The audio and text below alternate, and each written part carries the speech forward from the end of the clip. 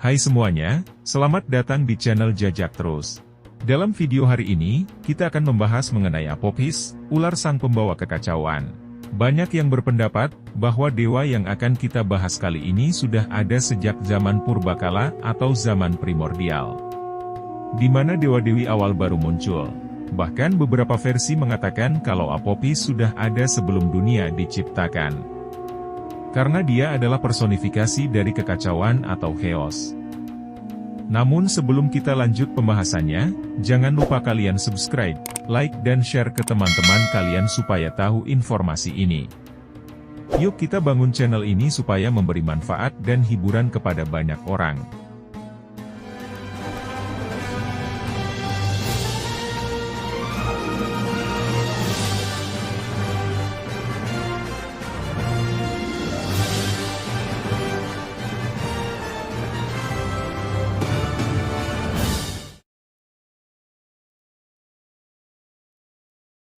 Kita masuk ke dalam ceritanya. Monster paling kuat di seluruh mitologi Mesir. Begitu besar kekuatannya hingga dibutuhkan kekuatan gabungan dari banyak dewa untuk mengalahkannya. Besarnya ancaman yang dia berikan yang berakibat jika kemenangannya akan menimbulkan kehancuran total. Ada argumen kuat yang dibuat untuk menyatakan Apophis sebagai monster paling kuat dalam semua mitologi. Dibandingkan dengan Apophis, tujuan-tujuan yang menjijikkan dan aspirasi-aspirasi yang mengerikan monster lainnya bersifat provinsial. Ketika kita berbicara tentang monster paling kuat, Apophis adalah monster yang pernah membunuh dewa, atau setidaknya memiliki kekuatan membunuh dewa. Tujuan utamanya adalah berbuat kehancuran, mendatangkan malapetaka, sebagai gambaran kekuatan alam. Tetapi pada tingkat yang jauh lebih besar, di mana monster lain berusaha untuk sekadar membunuh dewa atau menjadi dewa baru, raja atau ratu kosmos, Apophis berupaya mengungkap jalinan realitas. Dia tidak melakukannya untuk mendapatkan darah atau mahkota, tetapi untuk menghancurkan ciptaan, dan mengembalikan unsur-unsurnya kembali ke kondisi awalnya, konseptualisasi Mesir kuno tentang kekacauan. Apophis digambarkan sebagai ular besar dan terkadang sebagai buaya raksasa. Dia adalah inkarnasi kekacauan dan kehancuran. Selain dari inkarnasi tertinggi dari kekacauan dan kehancuran, juga musuh bebuyutan Dewara, yang dilawan Apophis pertarungan, keduanya bertemu di dunia bawah setiap malam dan berjuang demi nasib seluruh ciptaan. Tatapan Apophis sangat berbahaya, dan aumannya yang mengerikan dikatakan memekakkan telinga, mampu bergema sepanjang waktu hingga ke seluruh dunia bawah. Pergerakan tubuhnya mengguncang bumi sehingga menimbulkan gempa bumi. Kemunculan naga pada abad pertengahan diperkirakan mungkin digambarkan setelah representasi hibrida dari Apophis itu sendiri. Menggabungkan bentuk ular dan buaya, serta ular piton, yang bisa melepaskan rahangnya saat menelan mangsa besar secara utuh. Hal tersebut dianggap sebagai inspirasi utama bagi Apophis, baik penampilan maupun tindakan. Yang terakhir adalah secara simbolis menelan dan menghancurkan dunia dengan membunuh Dewara. Ada banyak sekali fenomena ganas dan menakutkan yang terkait dengan Apophis, termasuk guntur, gempa bumi, kegelapan, kekacauan dan segala jenis badai. Penggambaran Apophis bervariasi, terkadang ditampilkan sebagai ular melingkar. Namun paling sering ditampilkan saat diserang oleh Dewara dan pendukungnya. Dewara biasanya diperlihatkan dengan pisau di cakarnya, yang digunakan untuk memotong Apophis hingga berkeping-keping. Memahami Apophis berarti memahami alasan keberadaannya, yaitu membawa penciptaan menuju akhir dan mengembalikan semuanya ke dalam kekacauan. Jadi untuk mulai membongkar kisah ini, kita akan mulai dengan melihat bagaimana orang Mesir kuno mengkonsepkan kekacauan. Beberapa dari dewa harus berubah atau mati untuk memulai proses kreatif. Asal-usul alam semesta adalah masalah intelektual yang membuat orang Mesir terpesona. Teks yang menceritakan zaman yang tidak dapat diketahui sebelum penciptaan, mereka mendefinisikannya sebagai masa sebelum dua hal berkembang. Kosmos belum terbagi menjadi pasangan-pasangan yang berlawanan seperti bumi dan langit, cahaya dan kegelapan, pria dan wanita, atau hidup dan mati. Orang Mesir berspekulasi bahwa awal penciptaan adalah sesuatu yang gelap dan tidak memiliki bentuk atau batas. Konteks purba ini dikenal sebagai Nu. Kemudian terus mengelilingi dunia bahkan setelah penciptaan. Dan dianggap sebagai yang tertinggi. Jika dipersonifikasikan sebagai dewa, Nun bisa disebut sebagai ayah dan ibu dari pencipta, karena pencipta dianggap ada dalam sesuatu yang sangat suci. Unsur-unsur kekacauan yang tidak dapat dibedakan terkadang dipersonifikasikan sebagai dewa, seperti halnya dengan Ogdoad, sekelompok 8 dewa primordial yang mewujudkan 8 unsur kekacauan. Begitu pula dengan dewa pencipta seperti Dewa Amun dan Dewa Atum yang kadang-kadang dikonseptualisasikan sebelum penciptaan dimulai. Apopis juga terkadang digambarkan sedang berenang di perairan Nun. Baik sebelum dunia bangkit dari kekacauan maupun setelah dunia terpuruk. Terdapat berikut kutipan dari mitologi Mesir tentang Apopis, bahwa ular mungkin dianggap sebagai bentuk yang tepat untuk roh pencipta.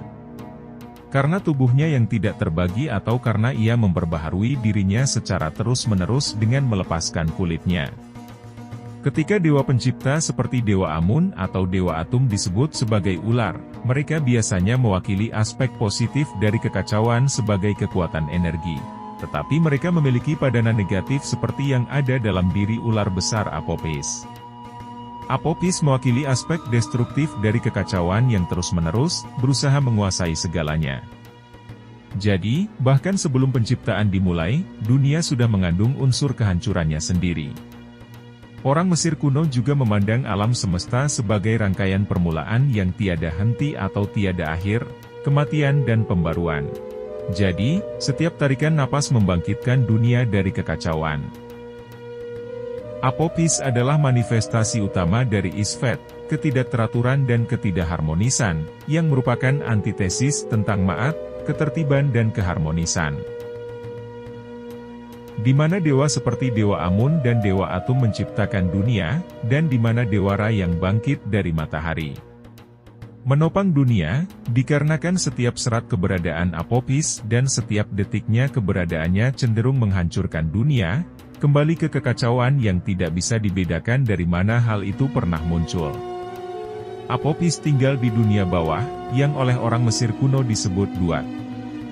Setiap malam, Dewara akan melakukan perjalanan ke dunia bawah, saat dia dalam dunia bawah bertepatan dengan latar dan hilangnya matahari, atau disebut juga terjadinya malam. Dan setiap malam Dewara dan Apopis akan bertarung satu sama lain di dunia bawah. Masing-masing bertarung dalam duel dramatis antara keteraturan dan kekacauan, antara penciptaan dan kehancuran. Matahari, yang dipersonifikasikan Dewara, menopang kehidupan, jadi jika Apopis mengalahkan Dewara, kekuatan utama yang memelihara alam semesta akan padam, mengakhiri kehidupan, sehingga memenuhi tujuan Apopis yang menghabiskan banyak waktu dikarenakan tidak akan ada siang. Matahari yang melintasi langit setiap hari secara bersamaan dilihat melalui dua lensa. Baik sebagai perjalanan fisik dari timur ke barat sekaligus melambangkan siklus hidup Dewara, dari yang baru lahir saat matahari terbit hingga orang tua yang lebih dikenal dengan matahari terbenam. Setiap pagi matahari lahir dari rahim Nut, Dewi Langit. Matahari Fajar adalah matahari yang baru lahir. Matahari mencapai puncaknya, dan di sini, pada posisi dan potensi puncaknya, matahari adalah seekor elang yang perkasa. Dan akhirnya, penghujung hari membawa matahari terbenam, atau dianggap sebagai lelaki tua yang membawa senja, hingga terjadi malam. Konon setiap malam Apopis menghipnotis Dewara dan rombongan yang berlayar bersamanya kecuali Dewa Set, yang menolak tatapan mematikan ular itu dan menolaknya dengan tusukan tombak besar. Ular itu juga dikatakan menghalangi jalannya matahari dengan cara menggulungnya yang digambarkan sebagai gumuran pasir, dan juga dengan melahap perairan sungai dunia bawah untuk mencoba mendamparkan Dewara. Terlepas dari upaya terbaik Apopis, dan meskipun akhir dunia sedang disaksikan sebagai peristiwa yang tidak dapat dihindari, sepertinya orang Mesir kuno tidak mempercayai hal tersebut, kekuatan mengerikan Apopislah yang akan membuat dunia kembali kacau. Tentu saja, dia merupakan ancaman abadi yang sangat mengerikan. dan tentu saja karena dia memiliki kekuatan untuk melakukan hal itu. Ini dibuktikan dengan banyaknya dewa yang bekerja bersama-sama untuk mengatasinya setiap malam. Jadi, jika dunia berakhir karena perselisihan antar dewa atau pemberontakan umat manusia, sehingga Sang Pencipta akan menjadi lelah, dan dunia akan kembali ke dalam kegelapan tak berbatas. Jika masih diberi kesehatan dan umur panjang, pada pertemuan berikutnya kita akan membahas tentang Dewi Serket, juga dikenal sebagai Serket, Selkis, dan Selket adalah Dewi Perlindungan Mesir yang dikaitkan dengan Kalajengking. Dia dipuja secara luas di Mesir Hilir sebagai Dewi Ibu yang agung pada periode predinastik pada tahun 6000 sebelum Masehi hingga 3150 sebelum Masehi, dan juga merupakan salah satu dewa tertua di Mesir. Terima kasih sudah menonton video ini. Jika kalian suka jangan lupa klik subscribe, like dan juga share, agar channel dapat terus berkembang dan memberikan sajian yang bermanfaat. Dan jika ada yang ingin koreksi atau mengasih tambahan, silahkan tulis di kolom komentar. Sampai berjumpa di video selanjutnya.